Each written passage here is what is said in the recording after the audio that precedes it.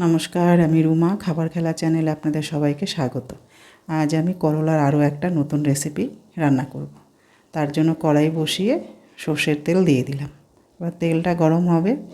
আর ওদিকে আমি করলাটা আগের দিন কেটে নুন মেখে ফ্রিজে রেখে দিয়েছিলাম।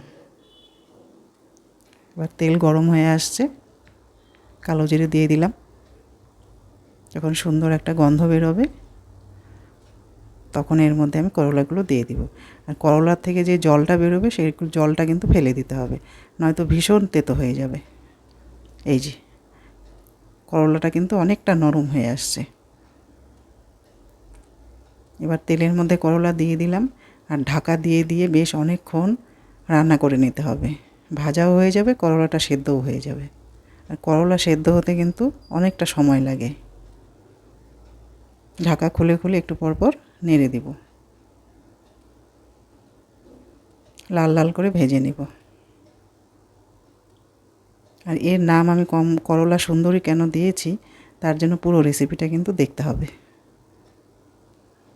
ভাজা হয়ে আসছে প্রায়। এর মধ্যে এখন একে একে জিনিসগুলো দিতে থাকবো। দিয়ে দিব টমেটো আর বেশ অনেকটা পরিমাণ পেঁয়াজ কুচি। এগুলো দিয়েও আমি অনেকক্ষণ ধরে ভেজে নেব।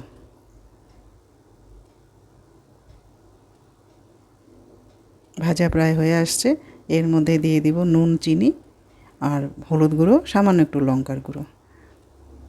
করলাতে লঙ্কাটা চলে না, কিন্তু রান্নাটা যেহেতু একটু অন্যরকম তার জন্য একটু লঙ্কার গুঁড়ো দিলে ভালো হয়।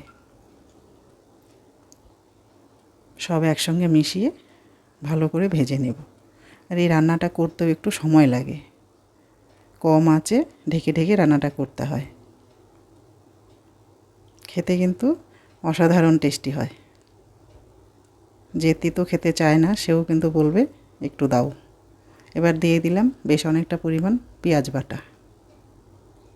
এটা দিয়ে আরও বেশ কিছুক্ষণ কষিয়ে রান্না করে নিতে হবে। আমি রান্নাটা কম আঁচেই করছি।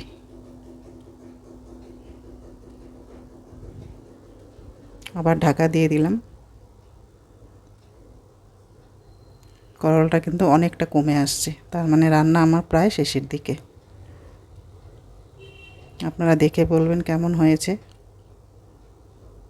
বাড়িতে করে দেখবেন একদিন, আমাকে কমেন্টে জানাবেন। রান্না আমার হয়ে গেছে, এবার বাটিতে নামিয়ে নিব। এবার আপনারা দেখে বলুন এর নাম আমি করলা সুন্দরীকে এমনি দিয়েছি, দেখতেও যেমন খেতেও তেমন। আমার রেসিপিটা যদি ভালো লাগে একটা লাইক করে দেবেন। আপনারা ভালো থাকবেন, সুস্থ থাকবেন।